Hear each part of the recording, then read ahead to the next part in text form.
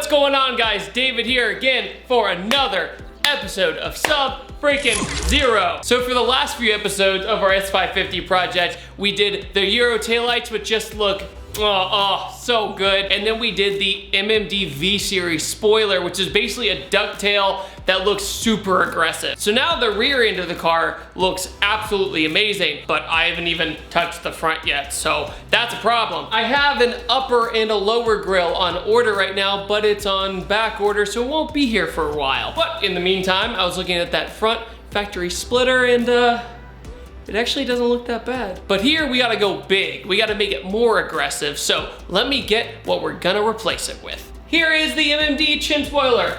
It's from American Muscle. It just takes the factory dimensions and makes it more aggressive. It's got like buck teeth on the end of it, and those buck teeth are gonna be more dangerous than SpongeBob. So what we're gonna have to do is take off the original chin spoiler or front lip, whatever you wanna call it. I grew up hearing them as chin spoilers. The front lip thing made a little bit more sense to me, and then I just got all kind of confused. So what we have here is the factory chin spoiler, and like I said, look, almost the same right there, just big. And you're gonna probably notice a jack over here. That's just an extra precaution because I have trust issues. As you see here, this is actually attached to the under tray of the car. So in order to get this out, you have to access the bolts, which are this way, and then after that, you just reverse everything. What are you gonna need for this install? You're gonna need a 7mm ratchet. You're also gonna need one of these fancy dancy push pin tools. Then you need a Red Bull for when you're tired of just laying on the cold ground and being sorry for yourself. Champions. At the same time though, by the way, for the first time ever, we have miles per gallon lanyards. They look amazing, super high quality, and also our miles per gallon key tags, snapbacks, the flag, and sunglasses are back in stock, and they're all super affordable. They really help me out, and I get so excited when we have new merch out. It's fantastic. Actually, looks kind of cool. Okay, it'd be tacky in like a week. Doesn't it make you feel so empowered when you're about to ugga? One. This is the benefit of working on a semi-new car. Nothing has rusted together yet. Therefore, noobs like me, who are not that great at working on cars, naturally, it does give me a little bit of a chance.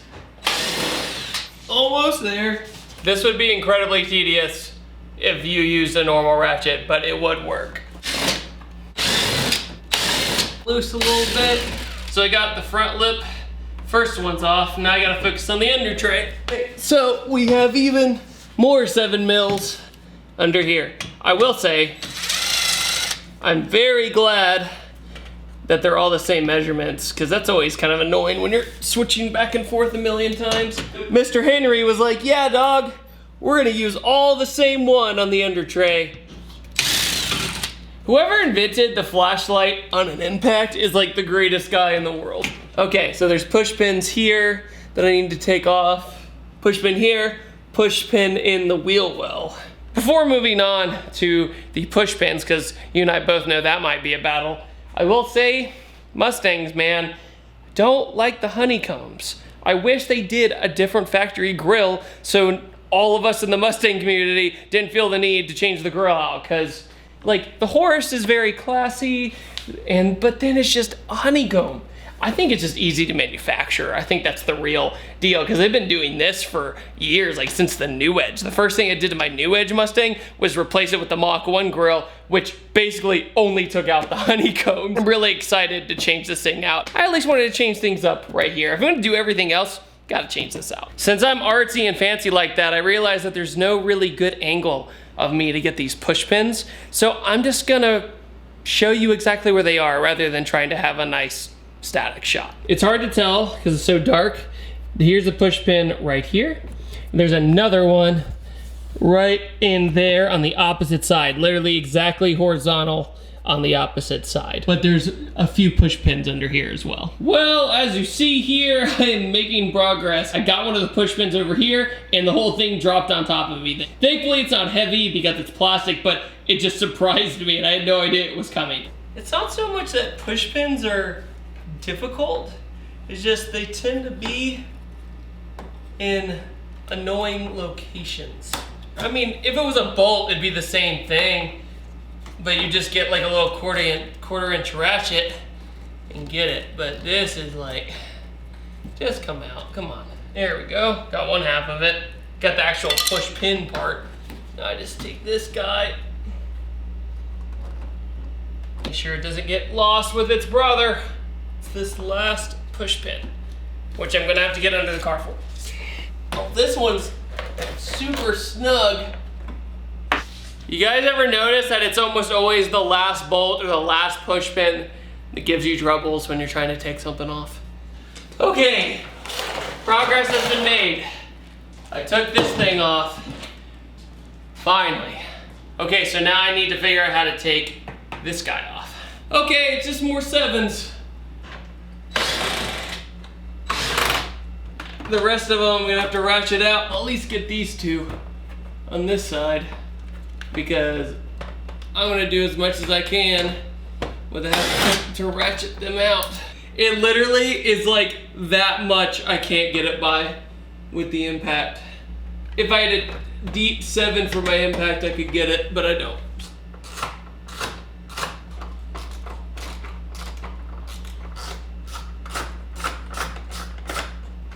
I'm cramping. I got one more. Please be the last thing. Okay.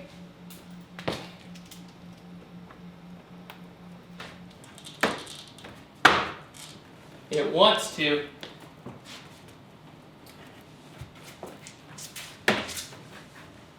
There are more push pins. Okay, so that took me a while. These were by far the most stubborn out of the entire project. What really changed the game was using just a hair bit smaller pry tool, essentially. The other one was just maybe a millimeter or two too big, and this is how I was able to keep going at it.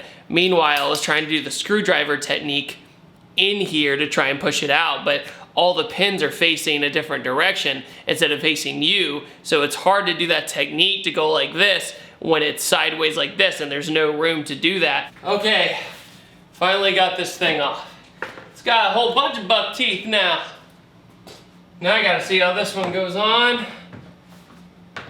and I'm already trying to analyze this. So close. Balance, maybe I can bolt in everything at once, you know what I mean? We're very close. That looks sick, dude. Wow. Okay, now it looks, I don't even know, I'm tired. Alright, so I think I'm gonna do the annoying push pins first on each side and then kind of go from there.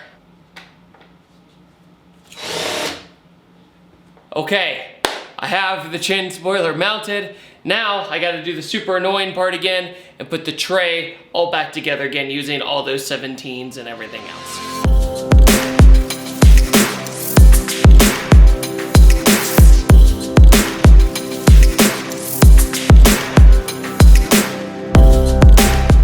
Alright, so yesterday I finished up the chin spoiler, then I had to run a whole bunch of errands at night, so that's why I am dressed differently. It's a different day. So the install went fairly smooth. It wasn't that difficult as long as you follow the directions and make sure not to skip any steps, as always. But when it comes to the end result of this, I think I really did make the right decision. It's not too overzealous, but it still looks way more mean than that factory chin splitter. That factory chin splitter is like that thin. It's not that great. It really starts to make the front end look different than it was, and that was my main goal. Now, when it comes to lowering the car, I have coilovers on order, so you guys can save the energy and type in that comment. So excited about this car. It's transforming so quickly, and that is what is so exciting about doing a project car like this, is that since most of the parts are made here in the States, I can just get going on it and not have to worry about things shipping internationally and things like that. For the most part, other than the things on back order, you know, I order it and it shows up in a day or two, and it's amazing. I also want to give a huge thanks to everybody who has supported me with Patterson Car Care.